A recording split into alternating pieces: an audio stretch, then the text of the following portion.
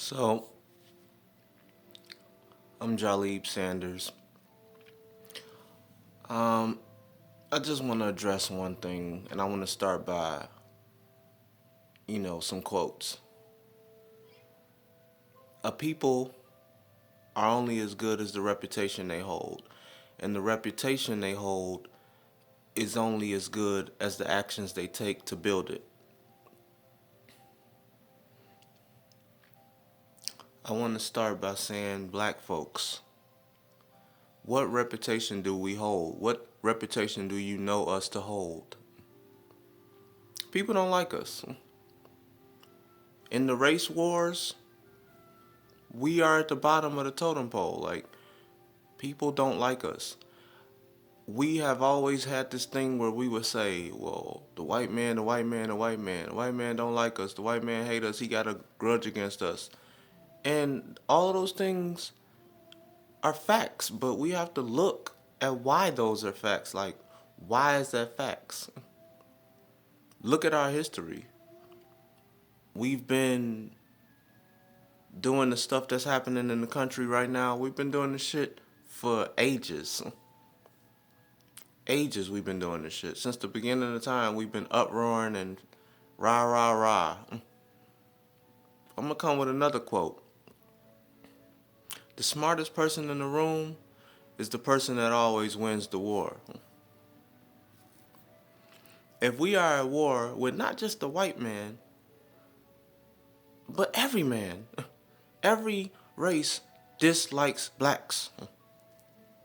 So anybody that affiliates with us, associates themselves with us, or acts like us, or is us, is gonna gain hatred from some format, from some party. We're gonna get hated on. That's what we do. We get hated on for a lot of good reasons, sure. We fly, we got swag, we got style. A nice, good handful of us are actually intelligent and use the right methods. So we get hated on for those things too. But it's like, if people think that this is the right way to handle things with their anger, with their hearts, and without their minds, they're wrong. They say a mind is a terrible thing to waste for a reason. You're wasting your mind if you're putting your mind on the back burner to let your heart fuel what pushes you. Our heart is only good for family decisions and actions, love decisions and actions, and spiritual actions. That's what our heart is for. Stuff like what's going on now, this is what's important. This is your muscle right here when this kind of activity takes place in our world we live in. Like, thinking with your heart is not even a thing. Literally, it's not a thing. It's not a thing at all. Thinking with your mind is a thing, but no one's doing it. I'm gonna drop some actual knowledge right now. Like, I just looked it up. How many years can you get for arson? One of the major crimes happening right now in midst of the riots and the looting. It says 1 to 20 years if you Google it. 1 to 20 years you can get for arson. Life if someone dies in that arson.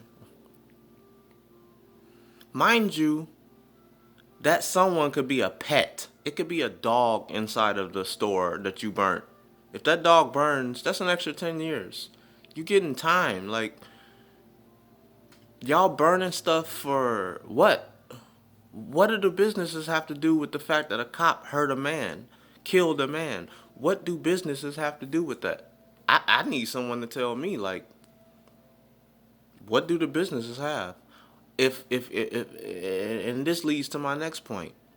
I'm a kidney dialysis transplant recipient, failed transplant recipient. I've been diagnosed with kidney disease since my birth. I've been enduring this battle since my birth. You know what I seen that makes me want to riot and loot? The injustices that involve transplantation. The injustices that involve people offering up you an organ so that you can continue to live. I've endured this injustice and battle for so long that I'm gonna say it right now. I don't even want to live. I would be glad for God to take me right now. It's that bad. That's my personal plight in life. Like, it's that bad.